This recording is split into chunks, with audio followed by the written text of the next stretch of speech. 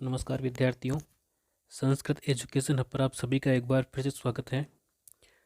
तो देखिए, अपने जो रीट मेन एग्ज़ाम है उसमें राजस्थान की फ्लैगशिप योजनाओं नाम से एक नया टॉपिक ऐड हुआ है।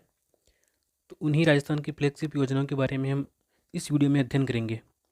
उनकी जो महत्वपूर्ण फैक्ट हैं योजनाओं के बारे में, वो हम इस वीडियो के माध्यम से जानेंगे। तो देखते हैं अपने राजस्थान की पहली फ्लैगशिप योजना है। देखिए, पहली योजना कौन सी है, तो वह है शुद्ध के लिए युद्ध अभियान।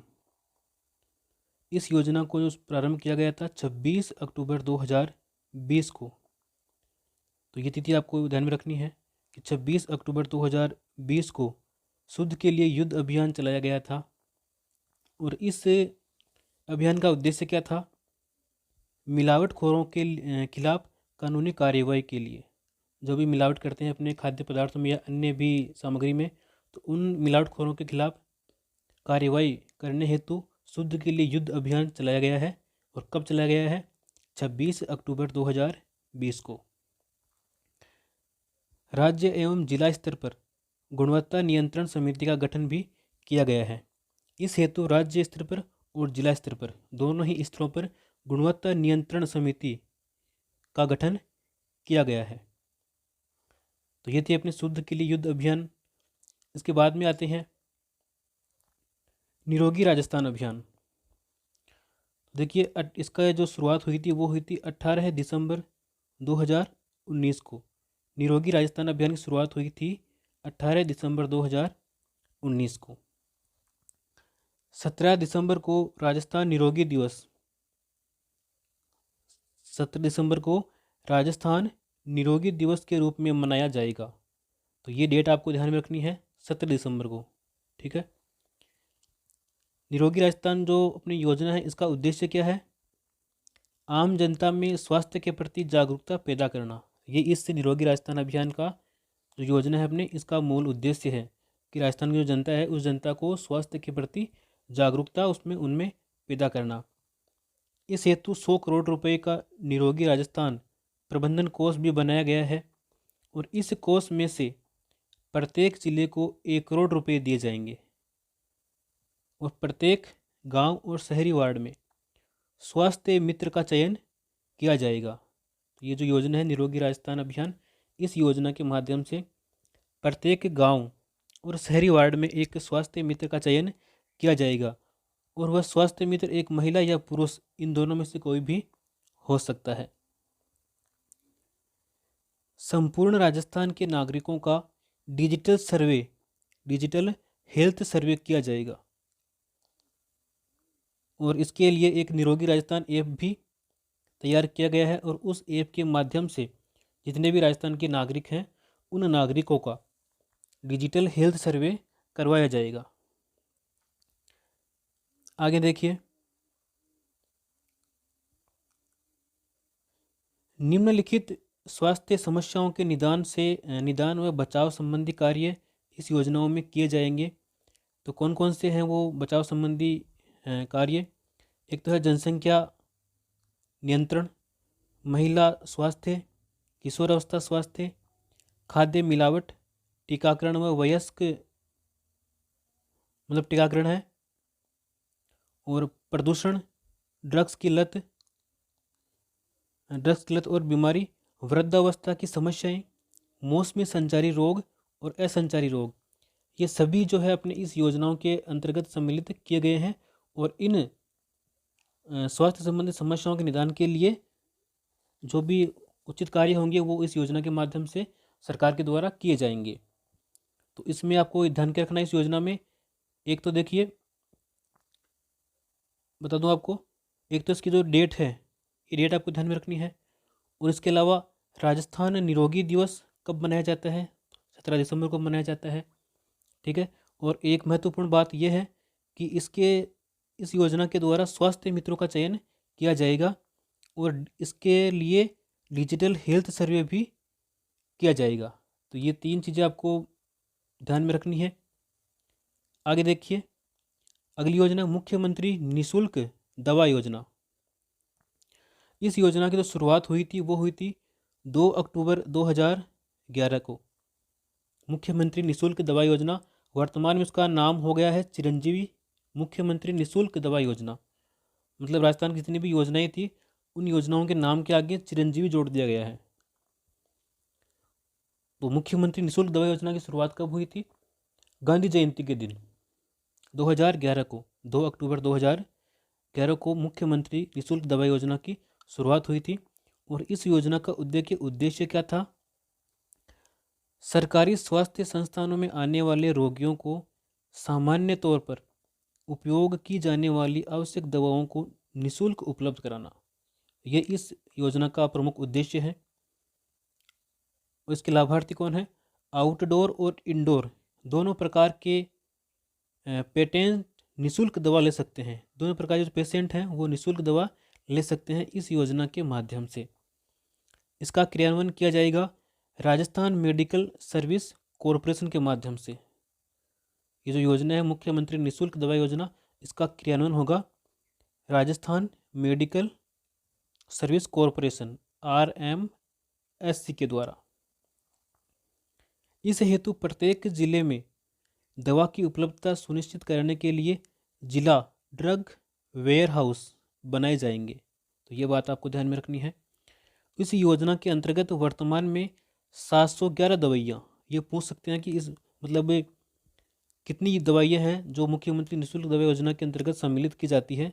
तो वर्तमान में 711 दवाइयाँ हैं, 181 सर्जिकल आइटम है और 77 टाँके इस योजना के अंतर्गत सूचीबद्ध किए गए हैं।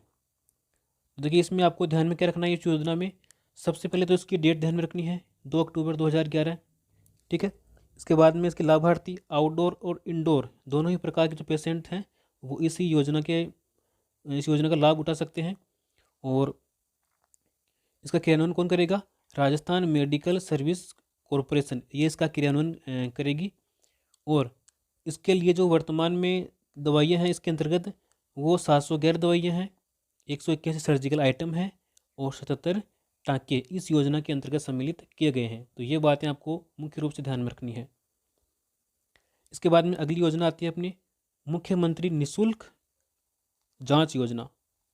देखिए इस योजना की जो शुरुआत है वो हुई थी 7 अप्रैल 2013 को। मुख्यमंत्री निःशुल्क जांच योजना की शुरुआत हुई थी 7 अप्रैल 2013 को। इसके अंतर्गत क्या होता है कि कोई बीमारी होती है, हम हॉस्पिटल में चेक करवाने के लिए जाते हैं। तो चेक करवाने के उससे पहले अपने को एक पर्ची देते हैं, उस पर्ची के माध्यम से अपने को निःशुल्क जांच अपनी की जाती है। तो वही चीज़ इसमें बता रखी है कि इसकी जो शुरुआत है वो हुई थी 7 अप्रैल 2013 को। अगली योजना है मुख्यमंत्री चिरंजीवी स्वास्थ्य बीमा योजना। मुख्यमंत्री चिरंजीवी स्वास्थ्य बीमा योजना, देखिए इस योजना की जो शुरुआत है वो हुई थी 1 मई 2021 से। और यही यूनिवर्सल हेल्थ कवरेज योजना है, ठीक है। तो एक तो आपको डेट ध्यान रखनी है, 1 मई 2011 को मुख्यमंत्री चिरंजीवी 1 मई 2021 को मुख्यमंत्री चिरंजीवी स्वास्थ्य बीमा योजना की शुरुआत हुई थी, ठीक है। और यह क्या है? एक यूनिवर्सल हेल्थ कवरेज योजना है। इसके बाद में देखिए सामान्य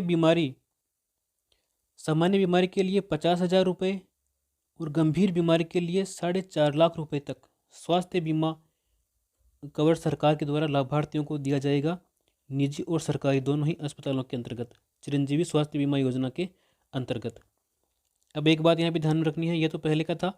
अब देखिए बजट 2022 और 23 में जो अभी नवीनतम बजट घोषित हुआ है उस बजट के अंतर्गत कुल 10 लाख रुपए के स्वास्थ्य बीमा कवर की घोषणा की गई है। पहले कितने थे? 4.5 लाख, और अब कितने हैं? 10 लाख कर दिए बढ़ा करके। तो ये बात आप ध्यान में रखें। और अस्पताल में भर्ती होने के 5 दिन पूर्व और 15 दिन पश्चात तक का जो जितना भी खर्च है वो इस योजना के अंतर्गत सरकार के द्वारा वहन किया जाएगा। और इस योजना के अंतर्गत देखिए 1597 रोग इस योजना के अंतर्गत शामिल किए गए हैं, यानी 1597 रोगों का पैकेज इस योजना के अंतर्गत शामिल किया गया है। अब कौन कौन से लाभार्थी इस योजना का लाभ उठा सकते हैं? देखिए, एक तो आयुष्मान भारत महात्मा गांधी राजस्थान स्वास्थ्य बीमा योजना में शामिल परिवार, एक तो वो। और दूसरा कौन है? समस्त संविदा कर्मी एवं सीमांत किसान, ये भी इसका लाभ उठा सकते हैं।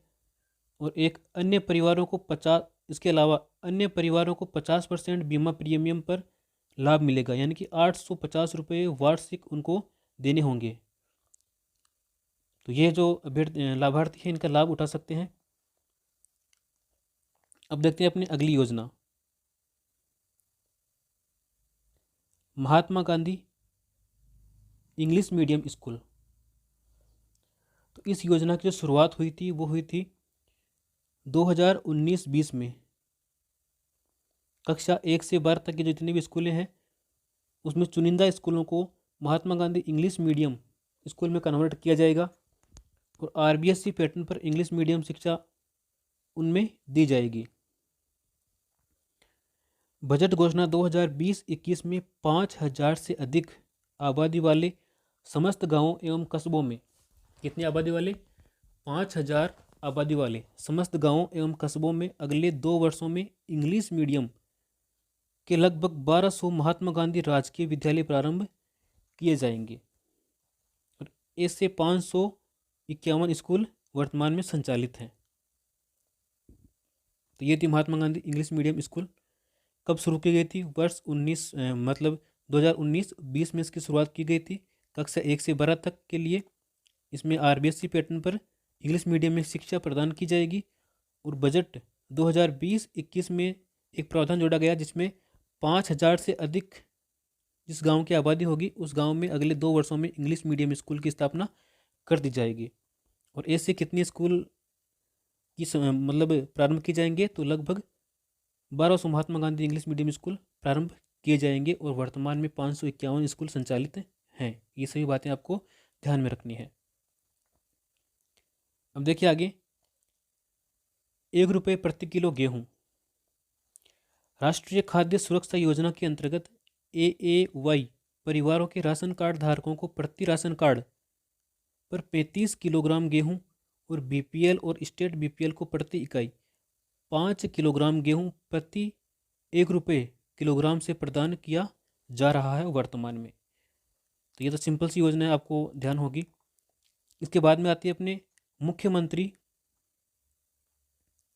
कन्यादान योजना। देखिए, इस योजना को सहयोग और उपहार योजना के स्थान पर शुरू किया गया है।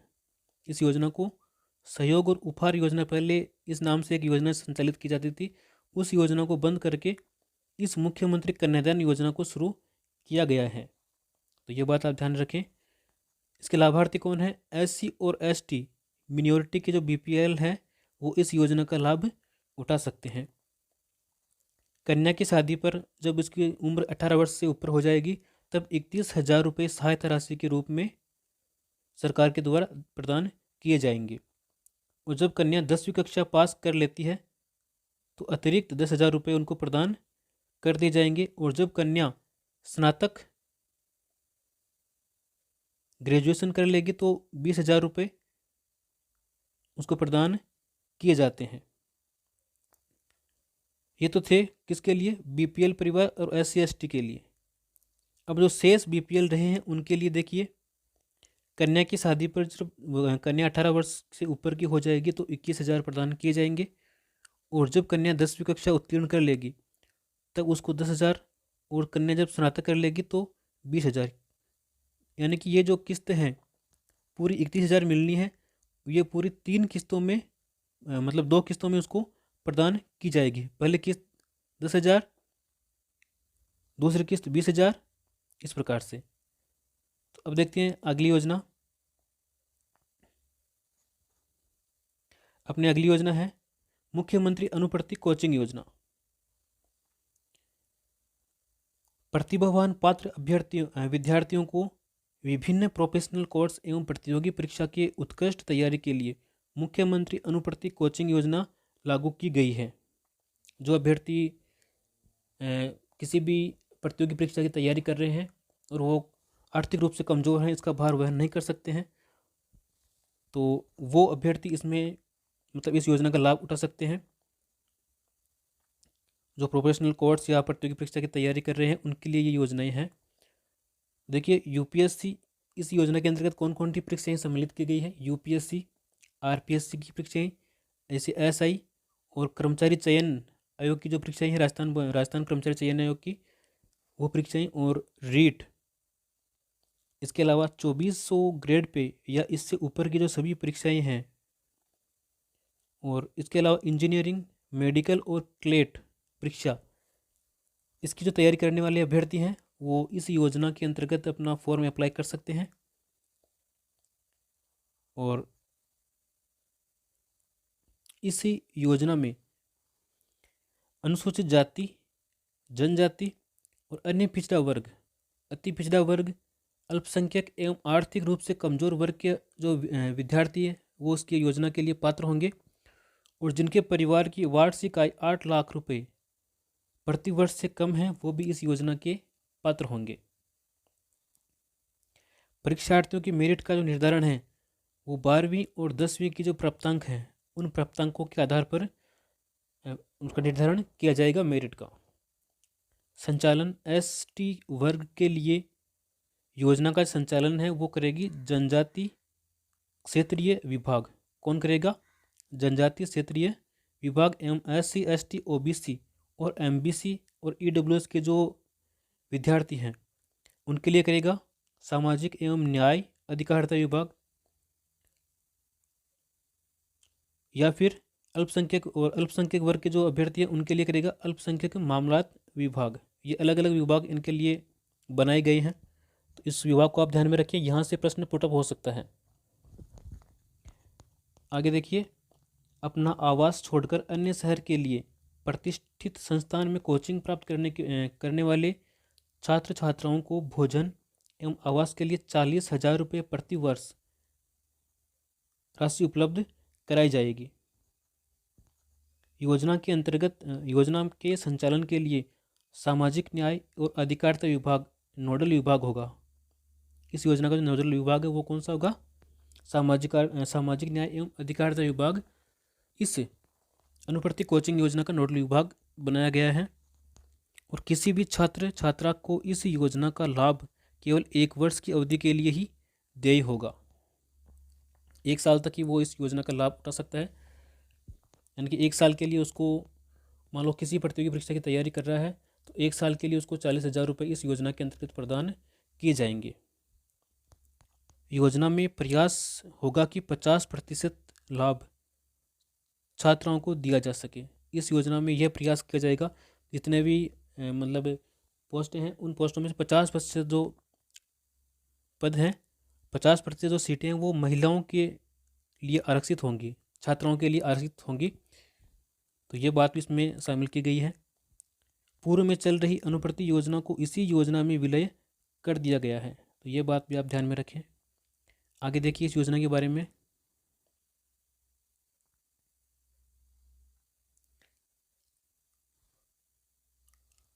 आगे योजना आती है अपने मुख्यमंत्री वृद्धावस्था सम्मान पेंशन योजना। इसका संचालन राज्य सरकार के द्वारा किया जाता है। इसके लाभार्थी कौन है? 55 से 75 आयु वर्ग की जितने भी महिलाएं हैं उन महिलाओं को 750 रुपये प्रति माह प्रदान किए जाएंगे। और 58 से 75 के मध्य में जितने भी आयु के जो पुरुष हैं उनको 750 रुपये प्रति माह प्रदान किए जाएंगे।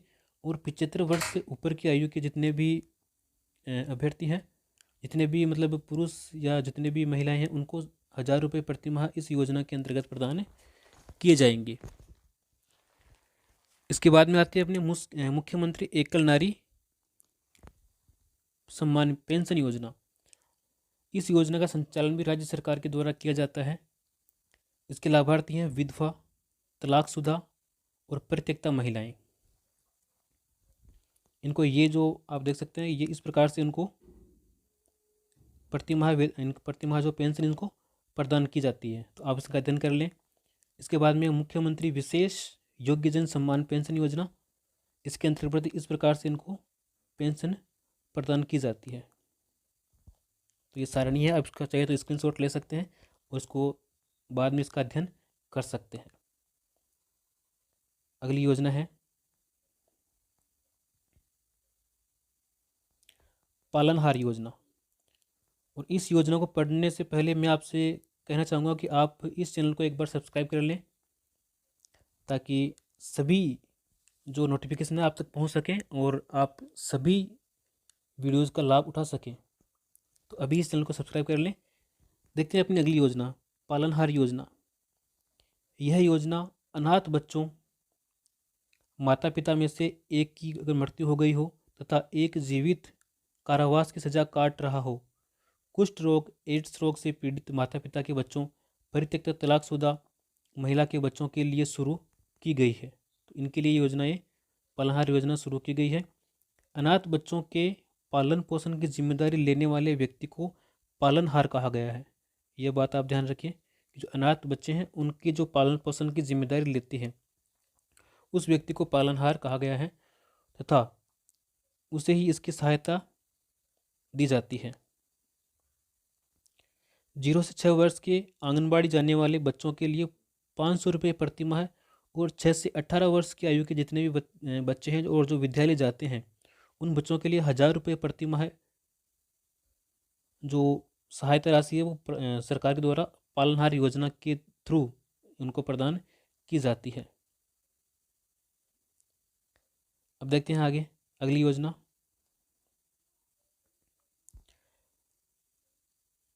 अगली योजना है राजस्थान कृषि प्रसंस्करण, कृषि व्यवसाय एवं कृषि निर्यात प्रोत्साहन नीति 2019। दिनांक 17 दिसंबर 2019 से यह प्रारंभ की गई थी। नीति की मुख्य विशेषताएं क्या है? समूह आधारित कार्य प्रणाली द्वारा फसल कटाई के बाद की हानियों को कम करना, कृषकों एवं उनके संगठनों की सहायता बढ़ाना, मूल्यवर्धन एवं आपूर्ति श्रृंखला का विस्तार करके किसानों की आय को बढ़ाना, और राज्य की उत्पादकता बहुलता वाली फसलों जैसे कि जीरा, धनिया, सौंफ, अजवाइन, ग्वार, इसबगोल और दलहन, तिलहन, मेहंदी आदि के मूल्य संवर्धन तथा निर्यात को प्रोत्साहन देना इस योजना का प्रमुख उद्देश्य है। खाद्य प्रसंस्करण के क्षेत्र में प्रशिक्षण पाठ्यक्रमों के द्वारा कौशल विकास एवं रोजगार सृजन करना इस योजना का उद्देश्य है। और मांग आधारित फसल का उत्पादन करना भी इस योजना का उद्देश्य है। इसमें कौन कौन से प्रावधान किए गए हैं तो देखिए, किसानों और उनके संगठन के लिए कृषि प्रसंस्करण और अवसंरचना विकास के लिए परियोजना लागत का 50% अनुदान सरकार के द्वारा दिया जाएगा, अधिकतम 100 लाख रुपए तक। कृषकों और अन्य सभी पात्र उद्यमियों के लिए क्या है, परियोजना का लागत का 25% अनुदान दिया जाएगा, अधिकतम 50 लाख रुपए तक। टर्म लोन में 5% ब्याज सब्सिडी प्रदान की जाएगी। राज्य के बागवानी उत्पादकों को और अन्य राज्यों के बाजारों में ले जाने के लिए 300 किलोमीटर से अधिक परिवहन के लिए 3 साल की अवधि के लिए प्रति वर्ष 15 लाख रुपए का अनुदान उनको प्रदान किया जाएगा। इसके अलावा राज्य के बागवानी उत्पादकों के निर्यात के किराए में 3 वर्षों की अवधि के लिए प्रति वर्ष अधिकतम 10 लाख से 15 लाख रुपए का अनुदान उनको प्रदान किया जाएगा। ये थी राजस्थान की योजनाएं। आगे भी हम योजनाएं पढ़ेंगे। कुछ योजनाएं बाकी रह चुकी हो गई है और कुछ बाकी रही है, जैसे ये योजनाएं हैं, तो इनके बारे में अगला जो वीडियो बनाएंगे उसमें अध्ययन कर लेंगे। अगर आपको वीडियो पसंद आया है तो आप इस चैनल को सब्सक्राइब करें और इस वीडियो को अपने साथियों के साथ अधिक से अधिक शेयर करें, ताकि वो भी इस वीडियो से लाभ उठा सकें। तो मिलते हैं अपने अगले वीडियो में, तब तक के लिए जय हिंद, जय भारत।